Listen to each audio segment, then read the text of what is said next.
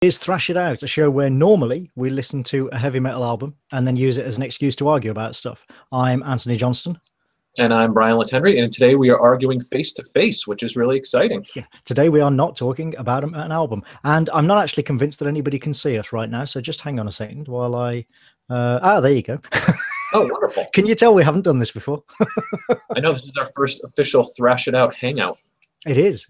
Very exciting. So hello to anybody watching this after the fact. I very much doubt that anybody is watching it live, as we haven't publicized it in any way, and we only decided we were going to do it ourselves a few days ago. Right, and we didn't want to screw it up first, so we figured this is our dry run. This is our initial. Yeah. So the purpose, for people who don't know, the purpose of Thrash It Out itself, as I said, is that we listen to a heavy metal album and then discuss it. The purpose of this show is to just shoot the shit, talk a bit about metal in general, talk maybe a bit more about ourselves, and to take questions from our patrons at Patreon. And if you don't know about that, go to patreon.com/thrashitout. And you will see our lovely Patreon where you can help support us, and our patrons get to ask us questions that we answer on these shows, and we'll do probably 2 per season of the show, I imagine. Yeah, that sounds about right. Yeah. Unless we're just completely drowning in questions because so many people are asking so many great questions. So wouldn't that be a great problem to have? It would be a great problem to have, yes. So we're recording this one straight after having just recorded episode 7. I think 7, yep. Yeah, we're not going to tell you what it is yet, but you'll see. So, yeah, I think this is probably a good time to record one, and then we'll record another one after we record the final episode of the season, I think. Yep, then, that sounds perfect. Stick to some kind of schedule like that throughout. So, yeah, hello, I'm Antony. And I'm Brian. And we did get some questions from our patrons. I mean, it's early days in the Patreon, but we did get some great questions from them. But before we get to them, because this is our first hangout, because this is our first video show, I want to kick off with some questions of our own about firsts, which I think will be interesting, of interest to people for us to talk about. So, and I'm excited because I have no idea what these questions are. Right, I'm springing this on you as a complete surprise. In my old man memory, so I'll be like, I have no idea. So, first metal album that you bought. The first metal album that I bought. That you bought, not that you listened to, but that you bought. Okay. It may have been Wasps Live in the Raw. Wow. Oh, no. You know what? It wasn't. Actually, that was the first one I bought in the store. The first one I bought is when I was in 7th grade. There was... kids who would sell their tapes when they were, obviously they would probably make a copy of it at home and then just bring them to school and sell them. So I bought, I think it might have been So Far So Good So What, off of a kid, an 8th grader. I was a 7th grader, and I think I bought a copy of So Far So Good So What off an 8th grader. I also ended up buying Kill 'Em All from him and a bunch of other stuff. But my Megadeth album, I think, was the first one I bought from him. Wow. Yeah. Mine was, as people who listen to the show will know, I grew up on a diet of things like Black Sabbath and Heavy and Motorhead, thanks to my father. And the first one that I bought was actually a Motorhead album. But, this shows you how much preparation we did for this show. I've just realized that I can't remember which one it was. Because, Motorhead back in the days, it was the late 80s. And Motorhead back in the day recorded and released an album practically every year. They were really prolific. Absolutely. And as you just mentioned, like remembering the first one that you bought, like I know I listened to a ton of them, and obviously we had MTV back in the day and everything else, but I think the first one that I handed money over to someone for was a kid who I went to middle school with, and it was a Megadeth album. I think it was So Far So Good So What. Right, yeah. So I'm just looking up what they released around that time. It was, that was it. It was 1916. It was their album 1916. Yeah, flipping heck. Yeah, no, I remember now because I bought it on cassette. I didn't even have a CD player at the time. So I bought it on cassette. Let me double check my years here. That might have been, it might have been Peace Cells now that I think about it. Peace Cells. It would have been 1986. I went to high school 88, so it would have been about 87. No, it was P-Cells, because it was probably about 1987. Oh, wow. So you really do have like thrash cred. Yep, but let me see when that Wasp Live in the Raw came out. Because Wasp Live in the Raw, I remember distinctly because it had the parental advisory right. thing. That came out in 87 as well. Okay, so that makes sense then. So I would say probably I bought the album off of a kid in school, and then I think I probably had to have my mom buy me Live in the Raw. Oh, wow.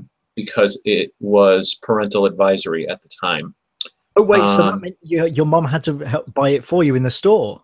Well, sometimes it depended on the store that you bought it in, but some of the stores, I think, were hesitant to sell them to youngsters. Yes. Ah, right. Okay. Yeah, So okay. Understandable, I guess. It also might have been because I didn't have any money. So that could have also right, and that's why I asked like that you bought with your own money. Like I know that I had albums before then, but I distinctly remember there was one hookup at school with this kid who had all the metal albums, and he had an awesome Megadeth patch on the back of his jacket, and he was my hookup in school until I got my own job, and then started working next to the music store where I would buy everything. But I'm pretty sure it might have been Wasp. That was another thing with me as well. Like, frankly, most of my friends had more money than me, and so I would regularly tape their albums off of them. I'm pretty sure that my first copies of early Halloween stuff were taped off my friend John, for example. Well, it's funny. My friend John is also the guy that I used to tape stuff off of as well. And I met him, I believe it was in 87, because I was in 7th grade and he was in 8th grade. And that's when the two of us started hanging out and realizing that we were both huge metalheads. And so from that point forward, whatever one of us would get, we both would end up having from that point on. And then obviously we would spend all our money on that. But just prior to that, I believe, is where I bought the albums off of a kid at school. Right. Okay, so slightly different. Next one. What is the first non-metal album that you bought with your own money? Wow. But it was either Beastie Boys or Duran Duran. Let's see. That's a I know, right? Hell of a choice. I know, right? Beastie Boys. Let's see. Beastie Boys. When did that album come out? That was 86, 87. I mean, if you mean License to Ill. Yes, it was either License to Ill, and I'm trying to think of what the Duran discography. Man, I love me some Duran Duran back in the day. Let's see. So, Duran Rio. License to Ill was 86. Okay. You know what? It might have been Seven and the Ragged Tiger. Really? From Duran Duran. Yeah, because that was 83. Is that the one with Union of the Snake? It is the one with Union of the Snake, and I think it was. So I think that might have been that was always one of my favorite tracks of theirs. It's yes. Yeah. Huh. There was also a Jefferson Starship album in there somewhere too. Oh, wow. Whatever one was on the Mannequin soundtrack. Well, their first records that I bought my own money were actually singles. I think I bought a Peter Gabriel single, possibly. The first album that I bought with my own money, I remember very distinctly, was REM, Green. Oh, there you go. Again, I'd sort of been taping them and, off the radio and things like that. But that was the first album that I bought with my own money. And I remember it very distinctly because I was working in a bar at the time. To support myself through high school. Over here, we have slightly different laws about drinking, and you're allowed to work in a public bar from the age of 17. And I was actually working in a private social club. So I was allowed to work there from the age of 16. So pretty much as soon as I was 16 and had finished regular school and was starting sixth form, I went and got a job in this local social club. And so I was earning some money. And yeah, I remember Green running out and buying that when it was released. For me, my first job was I was a janitor at a local hockey rink because you had to, I think you had to have a work permit if you were under 15 years of age. And so my first job was when I was 14. I was a janitor at a local hockey rink. So I basically cleaned the bathrooms, cleaned the toilets, you know, emptied all the garbage, swept out the stands and all that kind of stuff. And that was when I was buying albums, you know, from people, you know, at school and stuff like that. And then my first actual, you know, quote unquote real job was I was a grocery bagger at Stop and Shop, which is a big chain out here in the States. And I worked there throughout my high school career. And that was the grocery store that was located literally 50 feet from the local music store that I still go to this day. That's in another location. And that's when I was working there. My buddy John was working there as well. And the two of us would just cash our checks every week and go over and buy as much music as we could possibly afford. So that's really when things shifted into high gear for me in terms of buying stuff. But like you, I had a cassette recorder when I was younger, and I would just record things off of the radio. So. Oh yeah. That was, I think, pretty much anybody of our age and our generation did that, because how else were you going to get music? You know, records were expensive. Right, and we had one local radio station out here, WCCC, that was an 80s rock and metal station. So we had a pretty good fix for getting our radio listens to metal and rock and stuff like that. And then, of course, you know, with MTV, that sort of blew up, obviously. Your first metal gig?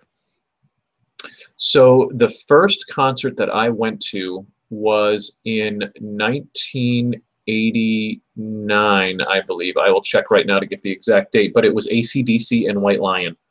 So for a first show. Wow, now there's a name I have not heard in many years. Well, you will be hearing it again, because I will guarantee you we are doing an episode of Thrash It Out on White Lion's first album, Pride, which is amazing. Wow. Funny story about White Lion. James Lomenzo, who is the bass player for White Lion, has played with John Fogerty, has played with Megadeth, has played with Black Label Society. He just did an album with Michael Sweet and George Lynch. Like, he's been all over the landscape, one of the greatest bass players of all time.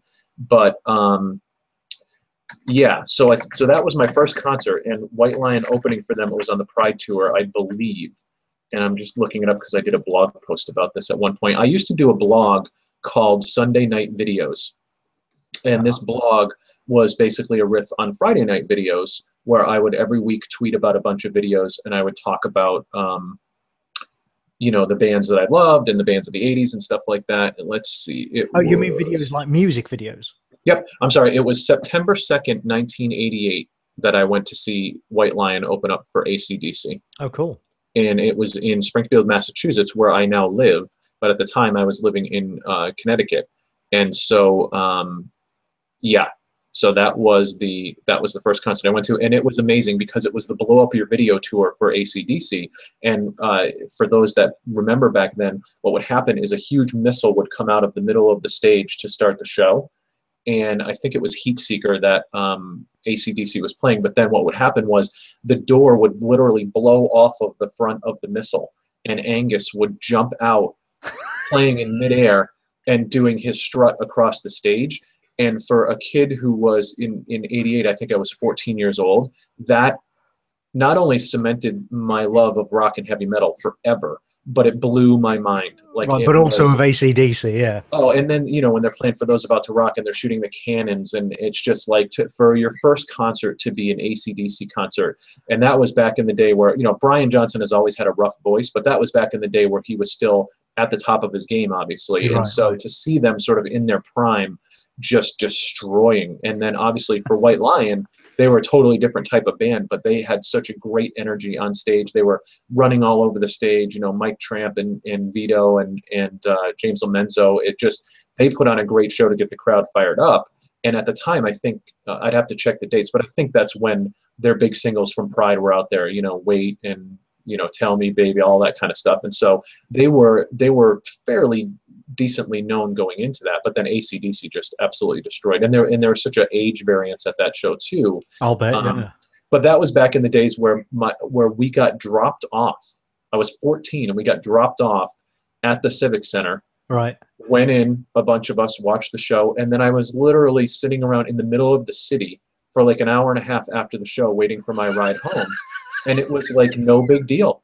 Like, there, you know, it was just people hanging out outside after the show. Like, yeah. Yeah. That Nobody would worried I about can't that. even imagine. I mean, I have a 12-year-old daughter now, and that would never happen. Like, Right. if I wasn't in the show with her, I would be, waiting outside on the front steps by the time that she walked out of the show. This one, we were literally walking around downtown Springfield, Massachusetts after the show, like it was no big deal. And that happened to like every show I went to. We would Yeah. go to shows, an hour away in Hartford, Connecticut, and the same thing. It would be like, okay, well, we'll pick you up at whatever, midnight. And we Wow. would get dropped off, and it would be a few teenagers hanging out at the show and stuff. So, yeah, that is, and I got my first concert T-shirt, obviously, at that AC/DC show. So the AC/DC shirt was my first concert T-shirt, and that I will never forget. And I think my second show was Metallica. So I had a Right. couple of big Wow. Wow. big ones right out the gate. But yeah, AC/DC, man, what a great first concert. Yeah, tell me about it. And talking about getting dropped off, actually, my first, it's hard to sort of define whether it was metal or not. I would say not, but the 1990 incarnation of the Sisters of Mercy, Okay. the Vision Thing album, which was their closest they ever got to, sort of proper rock metal stuff. I saw that tour. I saw them on that tour several times, actually. And the first time I saw them was in London at the Wembley Arena. Now, bearing in mind, at the time, I lived like 100 miles away from London, which I know doesn't seem a lot to you, but to an Englishman, that's a long way. Yep. And my father drove me down there, dropped me off, went and got dinner, and then came and like picked me up and drove me back because Isn't that awesome? I was like 18, 19 years old.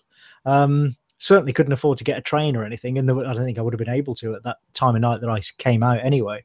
So yeah, similar sort of thing. I just came out of the gig, and then I was just stood there waiting for 3/4 of an hour while my dad. Isn't that crazy? Because I like back in the day, and my parents were either really awesome or maybe not the best parents in the world, because Terrible. it was literally like we had all these bands. There was a lot of little clubs around my town, and there was this club called Bridges, and so you'd have these local bands who were half made up of kids we went to high school with, and then half kids who Right. had already graduated and stuff like that. And they do these battle of the bands things like on the weekends and stuff like that.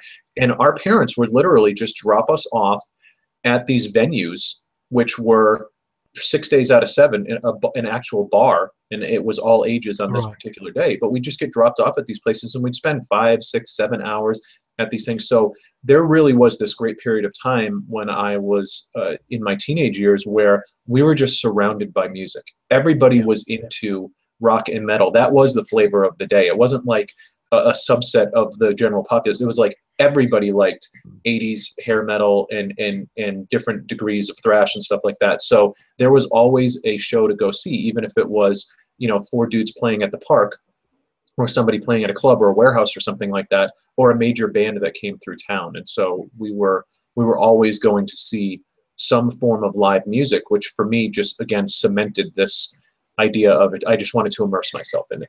Right. Well, and when I talk about gigs, I mean, I'm talking specifically about like concerts with, that you would buy tickets to in Sure. advance with bands you've heard of. I saw plenty of bands playing in local pubs and clubs and things like that. Like pub rock style bands and what have you. But yeah, the first actual proper, felt like a real event gig that I went to was that Sisters of Mercy one. If that doesn't count as metal, then actually it was quite a long time. I think my first, again, like lots of pub gigs and stuff, but my first sort of proper big metal gig after that, do you know, I think actually may have been that Paradise Lost Sepultura gig that I talked about Nice.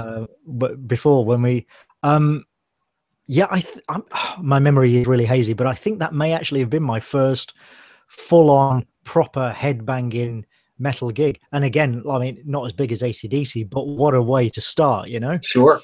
with Sepultura coming off of the Chaos AD album and Paradise Lost touring Icon, and that was a funny thing about that. Actually, we were stood. I used to be the sort of person that would turn up to a gig hours ahead of time to make sure that I got down the front. And I mean, we were the same way. If it was general admission, we would do the same thing. yeah, and I mean literally hours. I would be there and there would be nobody else in line, and I would stand there for like 2 hours until the next person came along. And we did a similar thing with this Paradise Lost Sepultura gig. Not quite so far in advance, but we got there, and I think we were the first people, or maybe the second people there, and then the line started to form. So we were quite near the front, like right at the doors, and not long before the doors were due to open, actually. There was a sort of bit of a kerfuffle behind us, and some guys sort of like shoved through, and so excuse me, open the doors, walk through these tiny little. I mean, I'm not a tall guy at all, and these guys were really small, and sort of like shoving through, and then just walked straight through into the venue. And it was only about 30 seconds later that we went, wait a second, that was Sepultura. That's awesome. They just walked in the front door past all the crowds, and practically nobody recognized them. And they were so short. Oh my God. And yeah, it was just like, wait a second, that was Max Cavalera. Isn't that awesome? Yeah, I have some great memories of meeting, Lita Ford, meeting a lot of 80s hair metal bands and stuff like that, meeting, singers and guitar players in person and stuff like that. And okay, those are so absolutely great memories. Next question ties into that a little. So that was your first metal gig. What is your best metal gig? That would have to be my July 7th, 1991. That was on my birthday. So my birthday is July 7th. So on my 17th birthday, I went to a place called Lake Compounce in Connecticut, and I saw the Clash of the Titans tour. So that was Alice in Chains opening for Megadeth, Anthrax, and Slayer. So you had 3 of the big 4 and a band that was about to take over the world come out on this tour together. And so just for the fact that those bands were all on the same stage, and it was for Anthrax, it was Persistence of Time, for Megadeth, it was Rust in Peace, and for Slayer, it was Seasons in the Abyss. So for 2 of those 3 bands, it was the albums that they're sort of most known for in the modern era. Their biggest sort of commercially successful sort of albums there. And then Alice in Chains, who was, it was fresh off of, I think Man in the Box had just hit, right, as a single. So they weren't that well known. And there were times where they were getting booed at that show because people weren't even familiar with them, which is crazy. But the future's coming to eat you and you don't even realize it. That's exactly what it was. So it was this weird thing where, like, there's all these staunch hardcore metal fans who are thinking, we don't like these new guys. What the heck are they all about? And 2 years from then, it would be Alice in Chains headlining and some of these bands that they grew up with who are now opening for Alice in Chains. Right. And so it's isn't it crazy when that happens? When things reverse like that? Yeah. Yeah. And so it was really just an absolutely crazy lineup. That was a fantastic concert. So yeah, that's probably my best memory. For me, it's a toss-up actually between, again, if they count, there was a Sisters gig in, I think, 93 at the Birmingham NEC Arena, much closer to where I lived. I could actually drive to that one, which was just amazing just because it was so intense. Like I mean, Sisters gigs don't really have a mosh pit, but I was in, the pit at the front of the stage. Sure.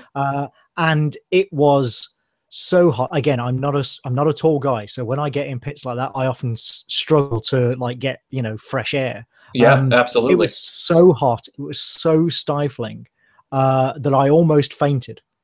And most of the gig is actually a kind of blur, but I just remember coming out, having had the best time with the biggest grin on my face. It was, it was amazing. It was like a quasi-religious experience, probably enhanced by the lack of oxygen. Yeah, absolutely. You talk about that. That's a real thing. Like there are, at every one of those shows, there are people who are passing out. There's people that end up having to be sort of lifted out of the crowd. I'll tell you the most dangerous show I ever went to, and I'll wait till you're done drinking because you would have done a spit take.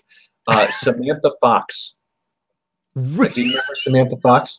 Of course I do, yeah. She was more famous over here than over there. Yeah, right. Naughty Girls Need Love Too. And so there was an amusement park, which is now a Six Flags here in the States, but there was an amusement park about 20 minutes from where I lived, and they had a huge racetrack, and they used to have concerts over there all the time. And so I've seen Winger there, I've seen Firehouse there, I've seen a lot of 80s bands there, but I took a friend when I was in high school at the time to see Samantha Fox, and I forget who was opening for her, but we got towards the front of the stage, and when that show started and Samantha Fox came on, there was a more fierce rush to the front of the stage than in any metal show I've ever been to. And there was just men, no doubt.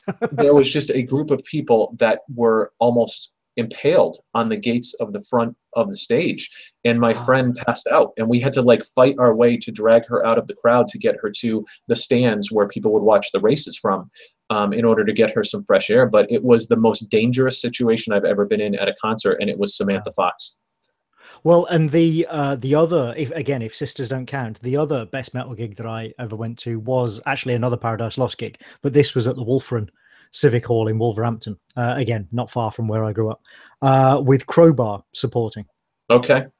And that was kind of chaotic. Like the lighting rig failed or something halfway through Crowbar's set. And Kurt Weinstein was just like, "We don't care. Put the house lights up. We'll carry on playing." Like, because the organizers were like, "Oh, we'll wait until we've started." And he's like, "Whatever, dude. We'll just fucking play. We don't care." Right. What do they care? Yeah, exactly. And I mean, that turned me on to Crowbar, because I'd never heard anything quite that sort of crushing before. That was amazing. And then Paradise Lost played, and this again, I think this might have been off the back of the Draconian Times album, which was the album after Icon, and the one where it's their best-selling album ever. And I was down the front again with my mate Jay, and it was cracking, literally, because Jay actually broke a rib during that during that gig. The crush was so intense that he broke a rib, and it was just a full-on thrashing, banging gig. Absolutely amazing. So yeah, that's, if the Sisters don't count, then it would be that gig. And yeah, that was the most dangerous gig I've been at. I'm gonna take my headset off for 1 second because I want to grab something that I want to show people. So hold on one second. Go on. Okay.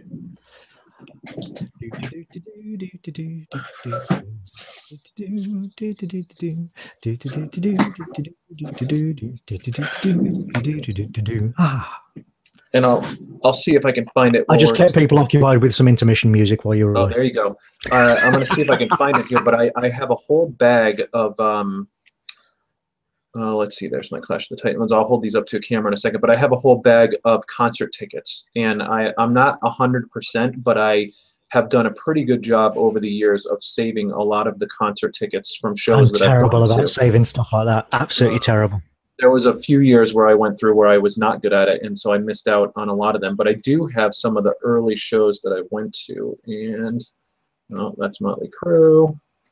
I can't remember if I have my Clash of the Titans one. I don't know if I have my AC/DC one or not, but I'll show you the lots of Webster Theater, lots of Megadeth tickets. Tom Petty and the Heartbreakers. Let's see. Yeah, okay, maybe I don't have that one, but I do have. This is my 1991 Clash of the Titans. Oh, back ticket. A bit. So you can't even really see it because it's really faded. But this is my Clash of the Titans ticket from that show that I talked about on my 17th birthday. So that's pretty cool to kind of look back through some of this stuff and see shows that I went to, and I keep telling myself that one of these days I'm going to do like a collage and frame them all or something like that, just so I have something. Oh yeah, you should, yeah.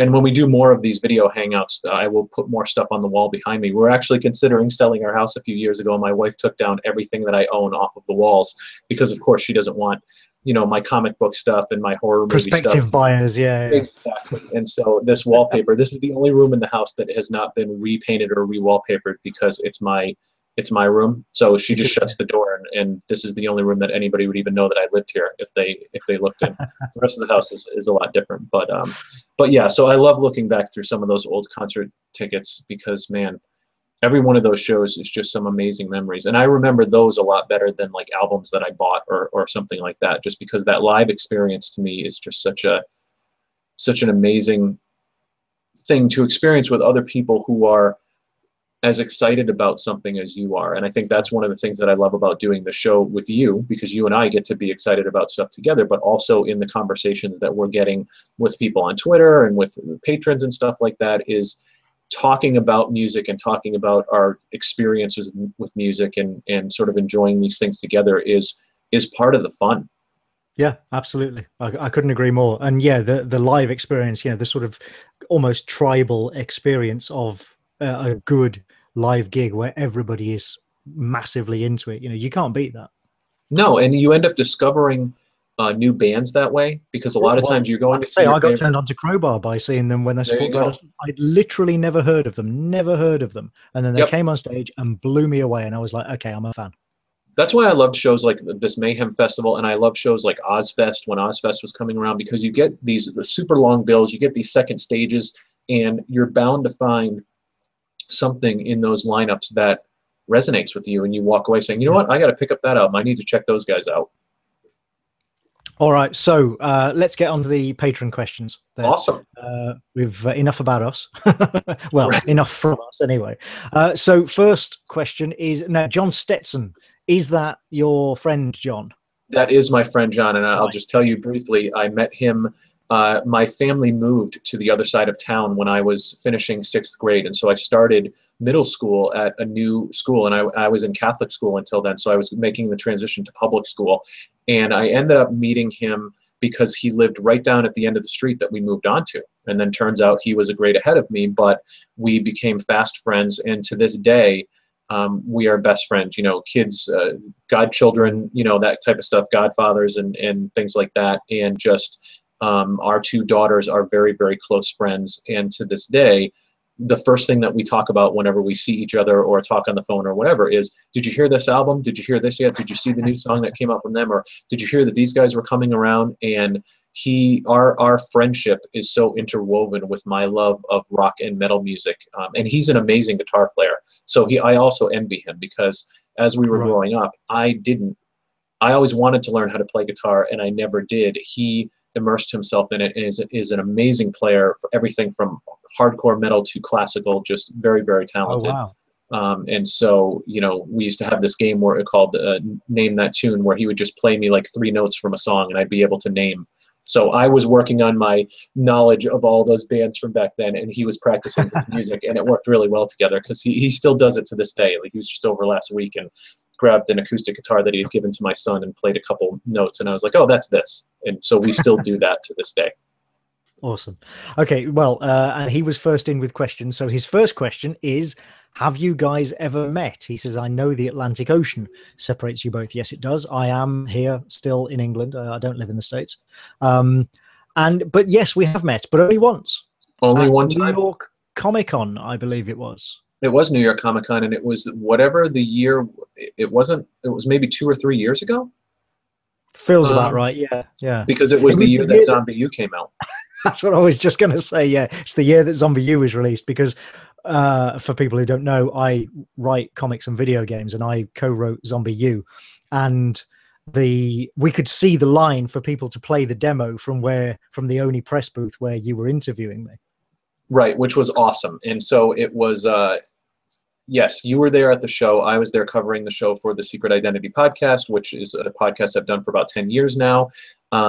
We had initially met, I don't know if we ever mentioned this on the show, but when Wasteland was first starting, which you have since finished, and if anybody hasn't checked out Wasteland, they absolutely should. But you, I thought, were one of the first creators that really understood the podcasting medium and how it could work as a grassroots sort of PR machine for indie creators. And so you were one of the first people who was out there, like, hitting the podcast scene and really connecting with podcasters and doing a lot of interviews and stuff like that for different shows. And you, I believe, were the first interview that we ever did on Secret Identity. And I knew so little at the time about technology and how to create podcasts that you recorded your answers to questions that I emailed you, and then we sort of stitched them into the show. And that was very early on in the days of Secret Identity. But that was our first online meeting. And then just a few years ago, after knowing each other for many years, was the first time we ever met in person. Yeah, that's right. Yeah, I'd actually forgotten until you mentioned that.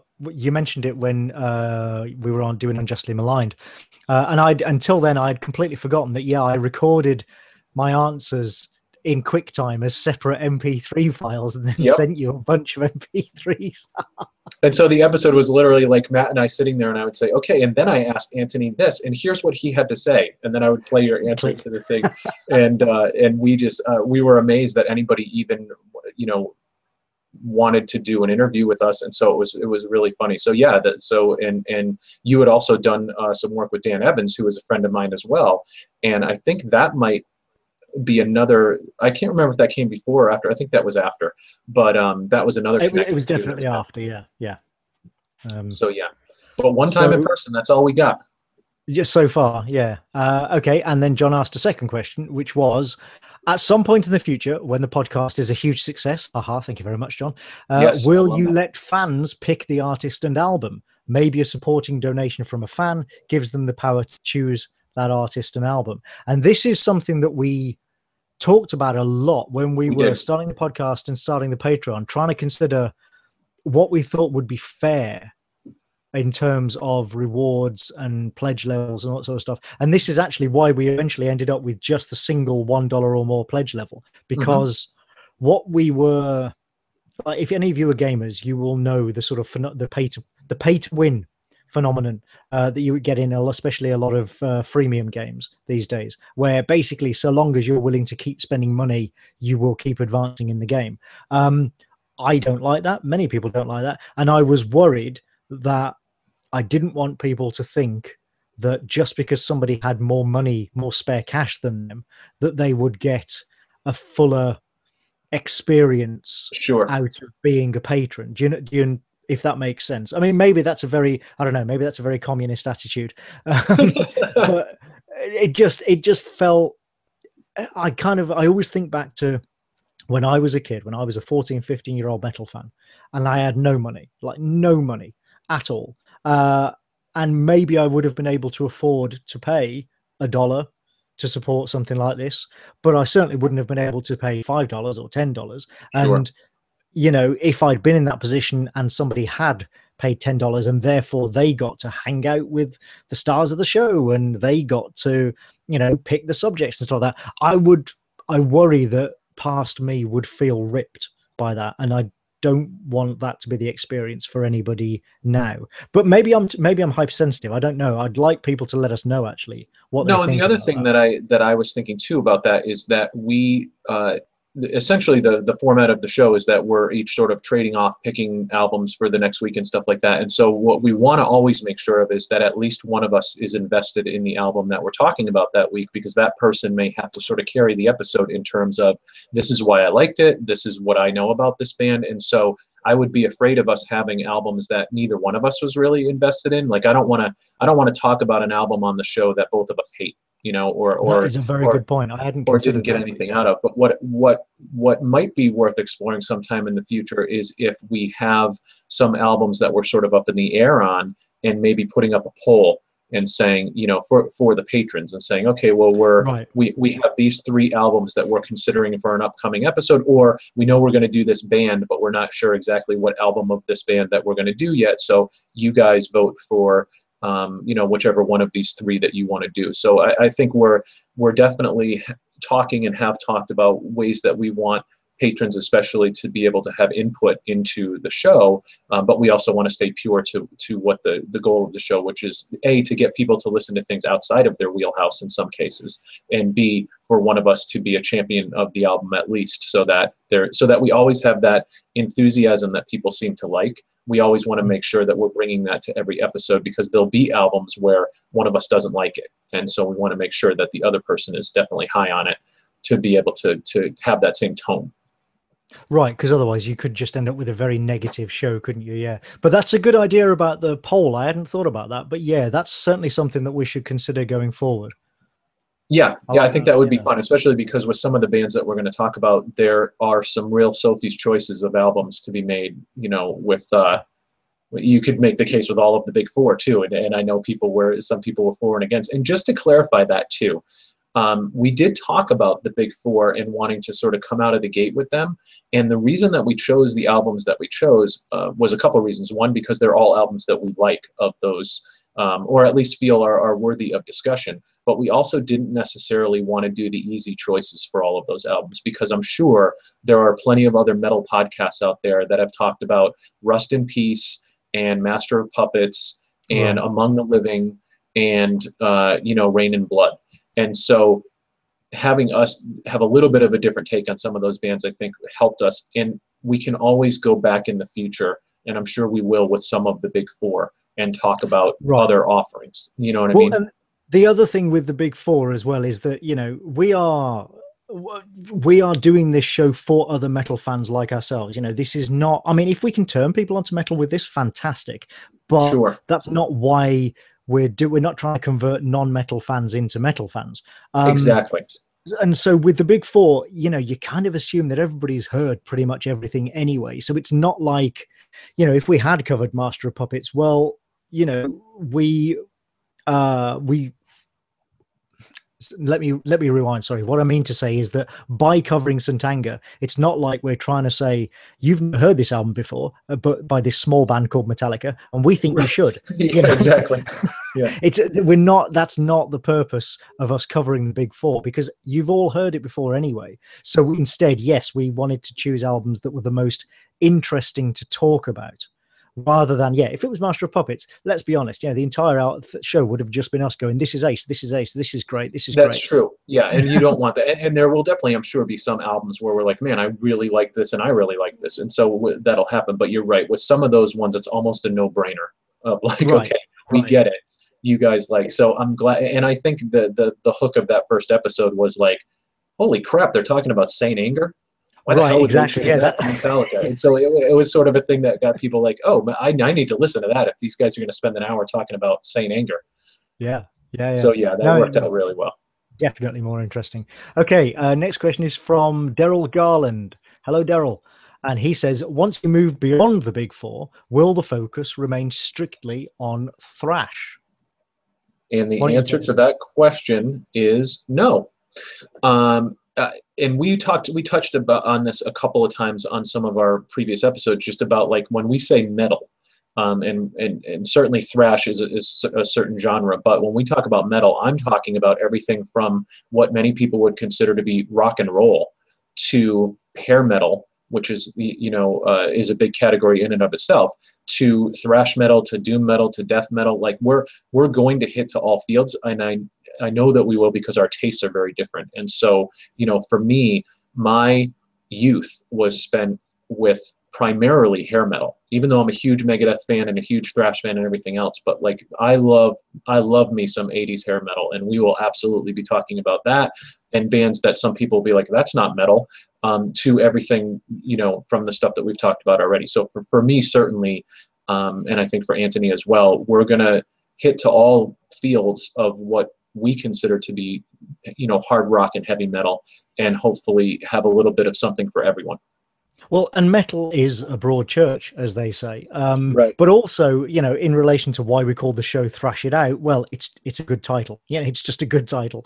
But also, thrash is a particular genre where we do cross over, where we both have a love of thrash metal. So yes, we will, and as we've talked about, we will inevitably cover bands like Testament and Exodus and Suicidal Tendencies, and we will cover those bands on the show. So, because it is one of the genres that we have in common, we both love a good bit of thrash metal. Yep. But yeah, we don't want the show was never intended to just be about thrash bands, because that would just feel a bit too limiting. And to be honest, there aren't that many modern thrash bands. There are some. I mentioned when we recorded earlier, I mentioned Bullet for My Valentine. They're sure. a really good new thrash band, as it were, but there just aren't that many of them. And so it would be really limiting if we could only talk about thrash, I think. Definitely. It would get boring after a while too. And even though there are plenty of good bands out there, they're not all bands that we're necessarily interested in talking about or that have really resonated with us. So we don't want to stick to one genre. And I think we've done a pretty good job so far of hitting to a few different fields. And I think that's probably a good indicator, especially as you get into episodes, 5, 6, and 7. Well, and it ties into what you were just saying as well about sort of, at least one of us being positive about things. This is generally a positive show. Yes. There are lots of negative shows out there. We don't want to be a negative show. We want to generally be a positive show that celebrates metal. And okay, yes, we make a joke about calling it the metal arguments and stuff, but it's, overall, we love metal, and we want to celebrate that love of metal with listeners, with each other, and with listeners. So, and those arguments are the good-natured arguments that you have when you're both passionate about something with your friends. So when we talked about the conversations at the music shop, or the conversations at lunch, in school and stuff like that, or after school with your friends, or which band is better than the other band and stuff like that, those are exactly the type of metal arguments that we want to have, which is all under the umbrella of we all love this music. And Right. you But know, then we're just, what we're arguing about is details and preferences and tastes and yes, stuff. yes, As all absolutely. good metal fans do. I mean, that's half the fun of being a metal fan, is arguing Megadeth versus Yep. Metallica or whatever. And everybody is welcome here. And so that's the other thing too that we want to get across with the show, is that by hopefully hitting to all fields, there will be something for everyone. And even if there's only one episode that initially you look at the band name and say, oh, okay, oh, I know them and I like them, the hope is that you will listen to each episode, even if it's not somebody you know or like, and maybe give them a shot. If we, as we go through the season, if we can introduce people to a couple of bands or make them give a band a second look that they never gave a chance the first time around, and they find something that they like, then that's with the mission statement, because the mission statement is that there's a lot of great stuff out there and we want people to check it out. And so. Yep. Next question is from John Parkinson. Now, I think that this is the same John Parkinson who follows me on Twitter, and I occasionally have music conversations with. If it is, hello, John. If it isn't, hello, John. But let me know if that is you. I think it is. And his question is, have any recent 2014/15 metal releases floated your respective boats? Do you want me to go first with that one? Yes, because I feel that I suspect that you have a. Hello? Yep, I'm sorry. We broke up a little bit there, but you are 100% correct in that I have a fairly, not a super long list, but can you still hear me? Yeah, go for it. Okay, good. So I have a pretty good list from 2014. 2015 hasn't blown my doors off as a year in music yet, but man, 2014 was a killer year for music. And so I have a bunch of albums from 2014. So for 2014, albums that I really dug, Sister Sin's Black Lotus, which was their most recent studio album. I think it's their 5th album. I'd have to double check, but band out of Sweden, to me, sort of a evolution of what 80s metal could have become had it not sort of faded out when grunge sort of came in and stuff like that. I love that band. Exodus put out a new album in 2014. It's called Blood In, Blood Out, and it is a killer thrash album. Very, very good. If you've ever enjoyed Exodus at all, then you will not be disappointed with that album. Overkill came out with a brutal, awesome album. It's called White Devil Armory. I would totally suggest that you pick up that Overkill album. Overkill is one of those bands that, and even I wasn't that huge into them back in the day, but they have been around forever. They deserve to be in the conversation with any of the thrash metal godfathers, and they just keep making awesome records. And so Overkill's White Devil Armory was great in 2014. Marty Friedman, former guitar player for Megadeth, also used to be in Cacophony. He put out a new solo album in 2014. It's called Inferno, and it is a mostly instrumental album. However, he does have some different singers come in and do vocals, and some that are pretty well known in the metal scene. I can't remember them off the top of my head, but if you enjoyed Marty Friedman's playing in Megadeth, this is an album where he is, I think he's still living over in Japan. He is absolutely huge over there and just does a ton of different things with a ton of different projects. But this was his latest solo album, and it's a shredder. So if you want to hear him just absolutely tearing it up, Lacuna Coil's Broken Crown Halo came out in 2014. I was going to mention that. I'll let you talk about it then. That was one that jumped out to me. Black Label Society, that is Zakk Wylde's band. Now, Zakk Wylde was a former guitar player for Ozzy Osbourne and started with No Rest for the Wicked when he played for Ozzy.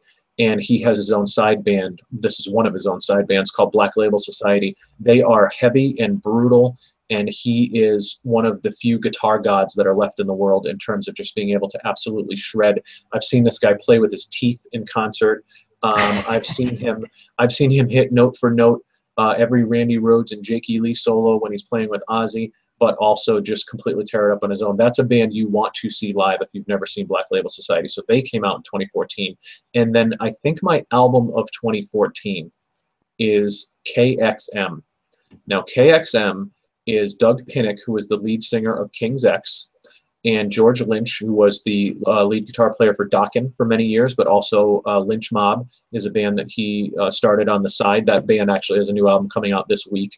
And Ray Luzier, who is the drummer for Korn, also was a drummer for David Lee Roth and has done a lot of amazing things and is a totally underrated and underappreciated drummer. The three of them put out this album KXM, and it's one of those things where it's a project that came together where we may never see an actual live tour out of these guys, which is a real shame. But man, if you enjoy Doug Pinnick and King's X, and you like Lynch's songwriting, and Luzier's drums on this album are, I think it's the best stuff he's ever done. It's a big open album. We might do an episode on it at some point.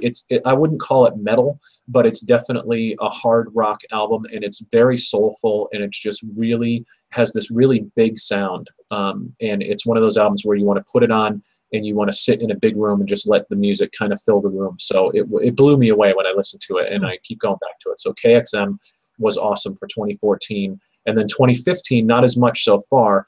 Europe, which is a band that has been around for decades now, came out with a new album in 2015 called War of Kings, and it is very good. I recently saw them in concert, and they still are great. It's very deep purpley, this album. So if you didn't like sort of the hair metal stint that they did in the 80s, then you might enjoy this version. Again, it's not super heavy, but they do have a couple of big, heavy songs on it. It's another album that sounds very big. And then I recently picked up the album Secret Garden by Angra, A-N-G-R-A. They are a band that I'm not super familiar with, but Kiko Loureiro, who is their guitar player, is the new guitar player in Megadeth. He's working on their new album with them. He was the guy that came in to replace Chris Broderick. And so I am checking out their stuff, and at first listen, it's very Halloween. And so I am digging what I'm hearing so far. I haven't given a ton of listens yet, but I'm liking what I'm hearing. He's an amazingly talented guitar player and composer, so it's definitely an album that is quickly growing on me. But for 2015 yet, I can't think of anything else off the top of my head that blew me away. But last year, holy crap. And this next year, as we head into 2016, you've got new Slayer coming. Slayer is coming out in September. You've got new Megadeth coming by the end of this year, beginning of next year. There are a lot of the new Anthrax album is in process right now, and so that's going to be out within the next year. So I think by the end of 2016, we will have had another really good year in metal. Cool. Right. Well, just bear with me a second, because I'm one of those people who still buys records. So hang on a second while I get a few down from my shelf. Nice.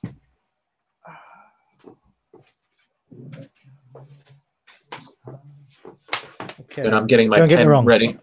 I'm getting my pen ready so I can write down what you're saying, because hopefully there'll be some in here that I want to go pick up. Well, don't get me wrong. I still, most of the music I buy these days is digital, but there are some bands that I like to buy a CD for. So, actually, before you start, I'll show you. This is the new Angra CD, which I picked up because I go to my local music shop on a regular basis, and I will pick up stuff there too. Oh, nice cover. So first is Ides of Gemini, who they're not very metal, but they are very sort of gothic, and they have, like fuzzy guitars. Hang on. Ides of Gemini. Okay, I'm writing that down. Old World, New Wave. This was a 2014 release. They are signed to Neuro Recordings, which is the Neurosis record label. But unlike most of the bands signed to Neuro, they actually have, they have a female vocalist. Their songs aren't mega long, it's not dirge stuff, but what they are is kind of pagan, witchy, spooky, heavy rock. It's really hard to pin down, but go on YouTube and just search for Eyes of Gemini and you'll see some music videos. It's two when you women say that, I think of a band like The Sword. Does that sound like it would be in the same? I don't know them. I don't know. Okay, I'll say I just picked them up and I like them, but they are very sort of old school, sort of big occulty sounding. It's really interesting. Oh, okay. Well, yeah, this is two women and a guy, and the guy's the guitarist. One of the women's the singer. I'm not even sure what the other one does. Drummer, maybe. But they're just odd. They are genuinely I've never heard anything quite like this before. And yeah, I really enjoyed it. So I'm looking forward to. It's not a perfect album, but it's one of those where I'm looking forward to the next album. Sure. Thinking maybe the next one will be a bit more coherent. Then there was Linkin Park released an album in 2014 called The Hunting Party. Oh, I remember that. And it's a good album. It's a good album. I mean, it's a Linkin Park album. If you don't like Linkin Park, you ain't gonna like it. But if you haven't listened to Linkin Park recently, and all you think of is, you know, stuff like Crawling in my skin, these right, ones, exactly. Yeah. If that's what you think of, they're not, they've moved away from that quite a bit. They are much more sort of straight up hard rock now. Okay. And yeah, The Hunting Party is not an exceptional album, but it's a good album. And if you like Linkin Park, you will, you know, you'll like that album. Although, I frankly, feel like Linkin Park 2 is one of those bands that people love to dismiss. Oh, totally. And I've certainly found myself a little bit guilty of that at times too. But then again, they have plenty of songs that stick in my brain as songs that, you know, I can probably sing all the words to and stuff like that. So they're a band that sometimes don't get the credit they deserve. I can literally sing along to the entire first album, Hybrid Theory, their first album from 99 or 2000 it was. I can literally sing along to the entire album. I know it that well. It's that catchy, you know. Lacuna Coil, you mentioned Broken Crown Hello. I actually haven't listened to that much. It's kind of, it didn't, there was nothing about it that sort of leapt out at me. I enjoyed it, but I've only listened to it a few times, so I can't actually say much about it. But it's certainly, again, if you like Lacuna Coil, you'll probably like that. It's definitely a Lacuna Coil album. Yep. Right, exactly. Machine Head. Machine Head's like, I love the way Machine Head have come. I mean, I've loved Machine Head their entire career, but they went through that sort of, you know, if you remember with the Burning Red, people accused them of trying to jump on the new metal bandwagon, which is absurd, but, you know, and then they came roaring back with things like The Blackening. And now Bloodstone and Diamonds is just, it's a brutal album, man. Just go on YouTube and look for the title, not the title track, but the first track, which is called Now We Die. It was the first single. Okay. It is, oh my goodness. It's just like, holy crap, Machine Head, you know, it's Machine Head. Again, if you like them, you'll like this. It is pure distilled Machine Head. It really is really good. Motionless in White released an album in 2014 called Reincarnate. I really like Motionless in White. They're a band that, you know, divide a lot of people, especially older people like us, but I really like them. They are, you know, an exciting new American metal band. They're clearly influenced by the sort of the My Chemical Romance, you know, era scene, but they combine it with modern post-metal gent kind of really hardcore stuff. But with, you know, big choruses and stuff. And they also have a good attitude, like they just do not give a fuck. And a friend of mine shot the cover for this album, so, you know, that helps. But they're good. And I think Reincarnate is probably their best album. I think it's their fourth album or something, and it's their best one to date. So, you know, without a question. Primordial, who are a band that I had never heard of until last year in 2014. Somebody, and I can't even remember who, somebody linked to a YouTube video of the first track from their album Where Greater Men Have Fallen. Not the first track, sorry, the second track, called Babel's Tower, which is an 8 minutes 15 sort of, you know, doomy thing. But the guy's got a real proper power metal voice. Okay. Like, you know, full on, full throated. Wow, this, you know, Bruce Dickinson style. This guy can sing. I'm intrigued. Yeah, well, exactly. It intrigued me. And I loved that song. And so I went and got the album. And if I'm honest, it's probably the strongest song on the album. But nevertheless, it is still a really good album. And it's just interesting because apparently they've been around I don't know much about them, but apparently they've been around a long time. And they are just this sort of, they are a bit doomy, but they're real like power metal guys as well. And as I say, this guy can really sing, like big chords, big vocals, big drums. Everything's big, but not cheesy. Okay. If that makes sense. That makes sense to me. Yeah, it's Primordial. I really like that. I'm going to look out for future stuff from them, certainly. I'm looking through my iTunes here by date. Skrillex, I'm not going to talk about that, but I really liked Recess. Slipknot released their Point 5, The Grey Chapter. It's okay. It's okay, but I don't think it's their best. So we'll skip over that. Taylor Swift, of course. There's a surprise for most people, I'm sure. Right, and then one of my favorite albums of last year, Splinters by Valenfire. Okay. Valenfire are the offshoot side project of Greg McIntosh, the guitarist of Paradise Lost.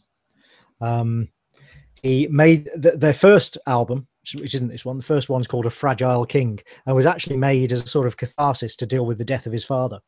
But then after he'd made it, decided that it might be fun to like sort of take it on the road and do a few gigs. And now it's become like a full-on band. It's a proper side project band. This is their second album. They do gigs and festivals all over the place. It's become a real thing. And whereas Paradise Lost obviously is very sort of, gothic metal, doomy melodic stuff, Valenfire is full on crust punk, like, late 80s style, just dirty, fuzzy sounds. Greg shouting like, who knew, but he apparently has a really great death metal voice. Nice. It's brutal. It's absolutely brutal, but so good for it. The album's called Splinters. Again, look them up on YouTube. You'll find a few videos and stuff. And that's just, if you want some not at all subtle, straight ahead, heavy, fast shit, that's a really good album for it. Excellent. And and then this year we have, again, not a huge amount this year yet, actually. Maybe it's all waiting until the end of the year. I feel like the fall is when we're going to get, yeah. But earlier in the year, Brothers of the Sonic Cloth. Okay. You remember Tad, the Seattle band? Yep. Well, turns out that he and his, I believe now, wife or girlfriend, Peggy, they have sort of not reformed Tad as such, but created this new band called Brothers of the Sonic Cloth. That is, again, they're another one on Neuro Recordings, and it is very Neurosis-like. Really, really kind of imagine if Crowbar were heavier. Okay. If that's even, imagine a heavier version of Crowbar with sort of more epic chords, if you like. And that's pretty much what Brothers of the Sonic Cloth sound like. It's an amazing album. Really, really good. Like, again, if you like Neurosis, you will love Brothers of the Sonic Cloth. Highly, highly recommend that. That's a fantastic album.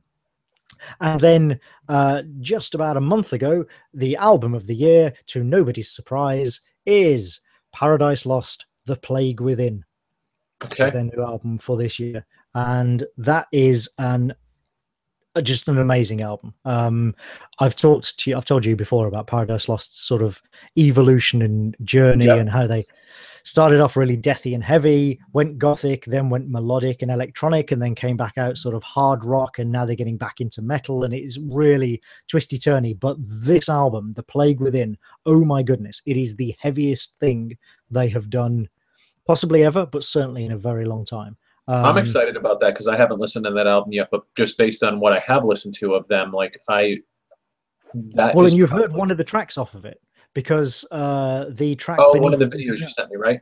Yeah, the video that I sent you with them playing in the basement in the dark. That's from this album. Yeah, and the whole album sounds like that. That's probably going to be my favorite album from them then. It is heavy shit. And yeah, that's my album of the year for 2015. I mean, something else could supplant it as album of the year later in the year, maybe, but knowing me, to be honest, well, My Dying Bride actually have a new album due out in a month's time, so maybe that will supplant it. I don't know. But to be honest, unlikely. Yeah, I haven't heard my album of the year yet. I think Slayer is going to be a strong candidate when it comes out in September, but we'll see. I'm sure that'll be solidified as we head into the fall. Yeah. Okay, and oh no, that was the last question. I was going to say last question. No, I was looking at the comments. That's actually me saying, right, thread closed. So that was the last question. Thank you very much, everyone, for your questions. And we will do another one of these in a few weeks. And when we do, basically make sure you've got your email alerts on for Patreon, because I will once again open a thread for questions, post your questions in that thread. We do it that way so that it's the only way we can be sure that only patrons ask us questions. Because if we just give out an email address, it could leak, but, whatever, people might give it to somebody else. We want to be... we want to be fair. if you're a patron, you get to ask us a question. If not, Sure. then, you know, become a patron. Right. And if you just want to join in the discussion in general, I mean, when we post a new episode, Antony and I both tweet about it when it goes up every week, and we have people who are commenting on the episodes, and even listeners who are now engaging in conversations with each other, which is really cool too. So Yes. if we can get, you know, more people talking about it and having conversations, then that for us is exactly what we want this show to be. So, but we can't thank enough, you know, the love that people have given to the show so far, the awesome reviews that people are giving us on iTunes, and of course to our awesome patrons who have shown a lot of faith in us early on in the show. So I'm glad that people feel like we're sort of delivering on the mission statement, and we hope that you will continue to see that that's what this show is all about. So absolutely. Yeah, so we're grateful to everyone. We love the discussion. We love that we are sort of building our own little community with this, because that's always been, you know, one of the things we wanted to do with this show. And yeah, you know, just thank you for your support, and we will keep, in return, you know, we will keep making a show. Yep, and go check out all the albums that we talked about today, because certainly there's something for everybody within that group that we talked about today. Totally. All right, let us end it there then. I think that's good enough for a first show. Awesome. And thank you everyone for watching, and we will see you again on the internet, you know, as you do. Absolutely. All right, closing music.